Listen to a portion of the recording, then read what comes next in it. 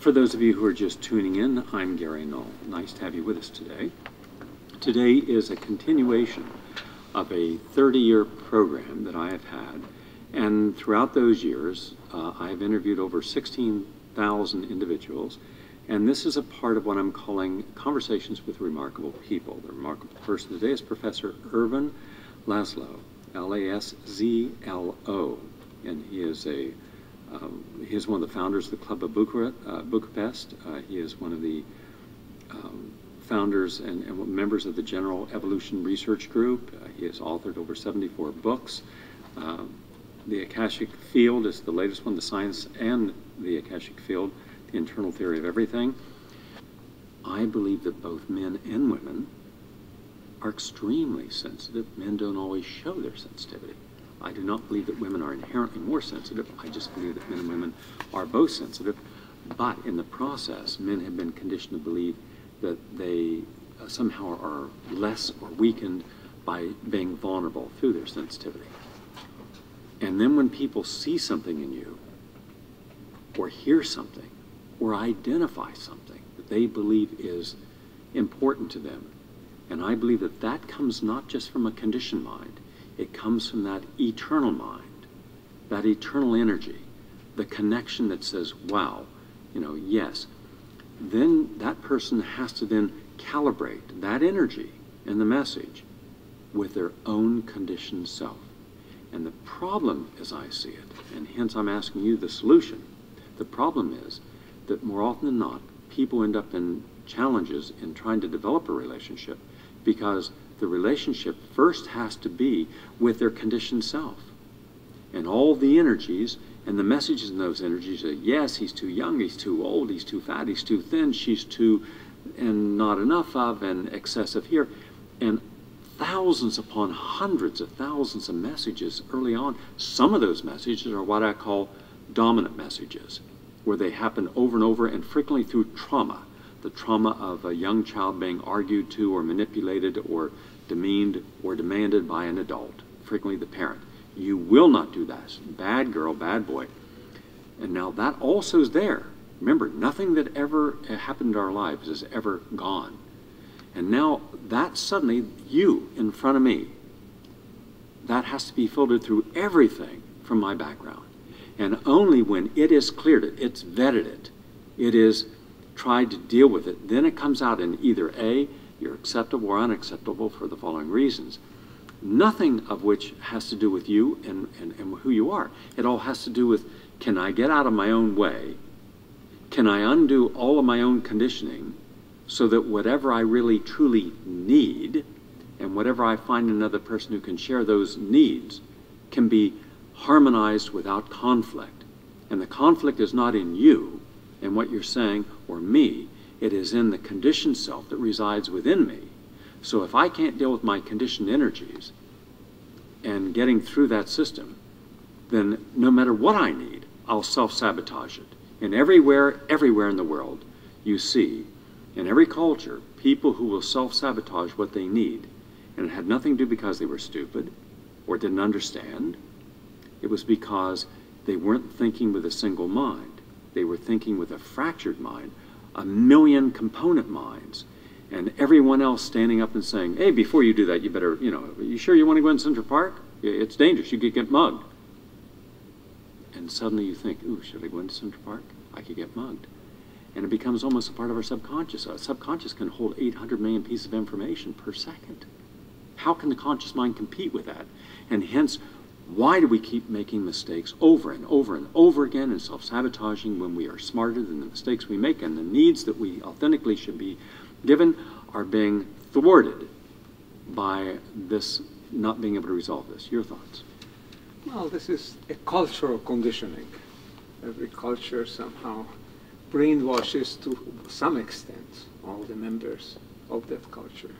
We all are born with a relatively open mind. We could become members of an Australian Aborigine culture just from in terms of our upbringing. We could become members of an African culture, of a US culture, European culture, Japanese culture, or whatever. But then the culture starts acting on us with our education, with the exposure to our parents, to other people around us. And we end up becoming sort of the carriers of the culture, and then we communicate and we give it on. And this is how societies become coherent wholes of a certain kind, of a particular kind of nature. Human nature is something that all people have in common. But then you have a particular characteristics which is typical for Europeans, for Americans, for Latinos, for Africans, or whatever. So I think it's important. It's important to recognize that we have the facility, we have the characteristic to enter much deeper than this cultural conditioning. That we can recover some of that basic humanity that all people have. That belongingness that comes through the belongingness, that comes through the recognition that we are not separated off from the world around us, that we can feel it, feel ourselves back into it, so to speak. We can open our consciousness, our mind, as I mentioned earlier, our brain by entering into these slightly altered states of brain functioning and consciousness. I think this is so important to recover ourselves as, I would say, universal beings, as living beings. As a biology researcher yourself, you recognize that all living beings have the same genetic endowment, has the same basis.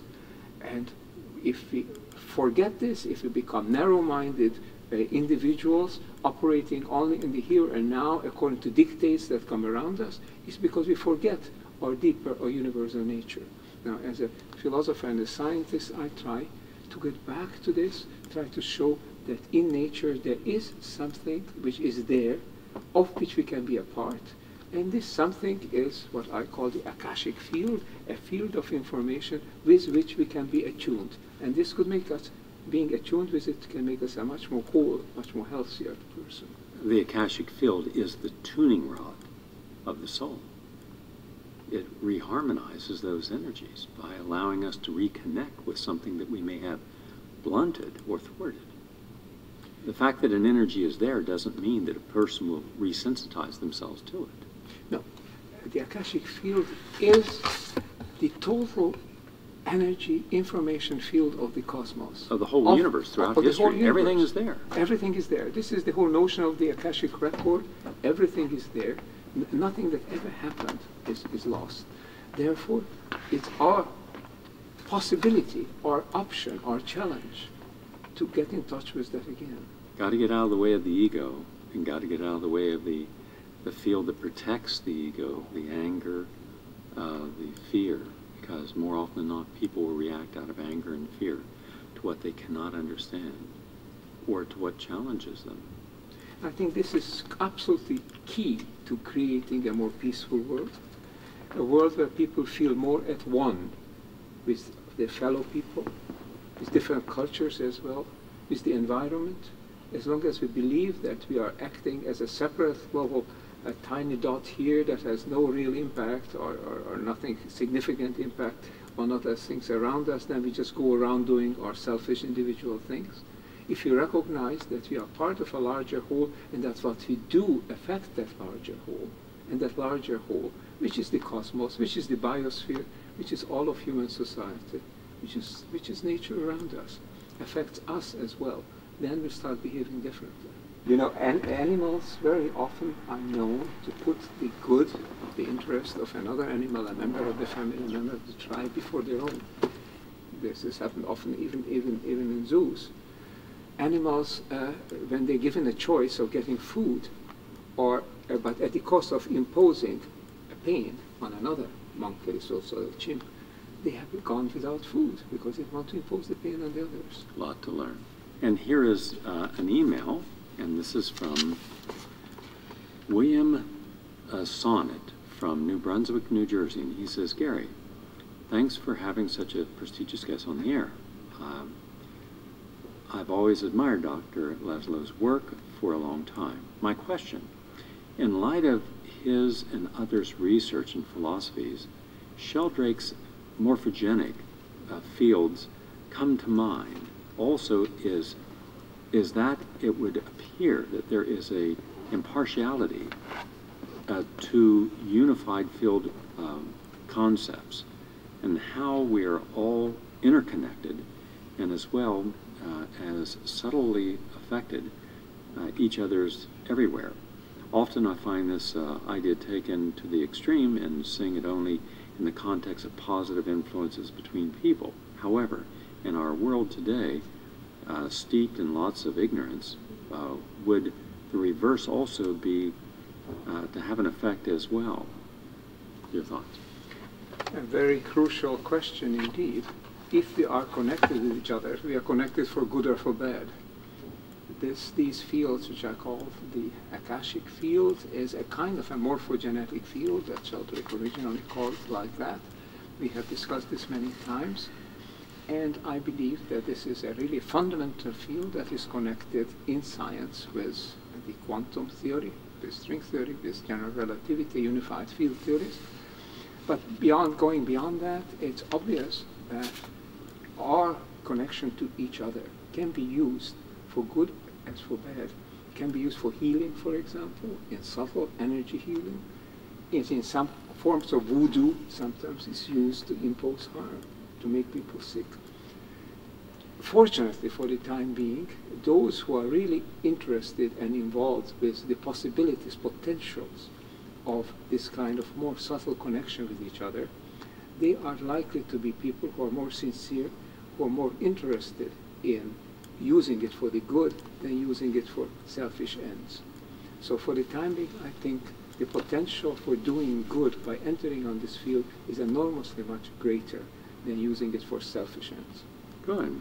Give us, at least for the people in this audience who may not be aware of what's in your new book, and by the way, I definitely recommend his new book as a good starting point, Science and the Akashic Field.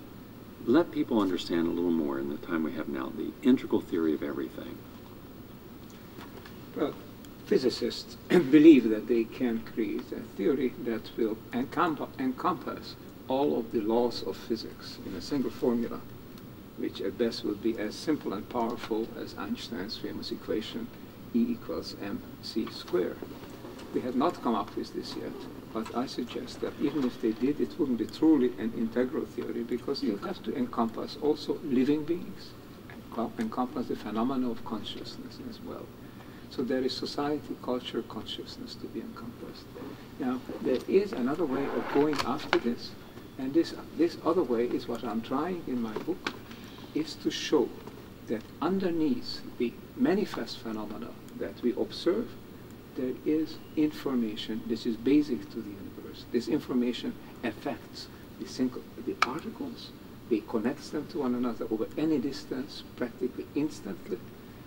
It doesn't take the ordinary forms of energy. There is no, in scientific terms, vectorial energy involved, but there is a very subtle kind of an energy which is being transferred. This kind of field is there, which is just as fundamental as the electromagnetic field, as the gravitational field or nuclear fields. And I'm proposing that this kind of natural or cosmic internet is really a fundamental part of the universe. And if we recognize that it is, then we can recover some of those abilities that we have lost in the modern world, in the pressure of our daily activities, and recognize our connections to each other, connections to the cosmos, and become a fuller and more complete human being. Very good. I appreciate that. That much of a condensation of information in a short period of time. Live from New York City in our studio with my guest, Dr. Ervin Laszlo, and myself on Healing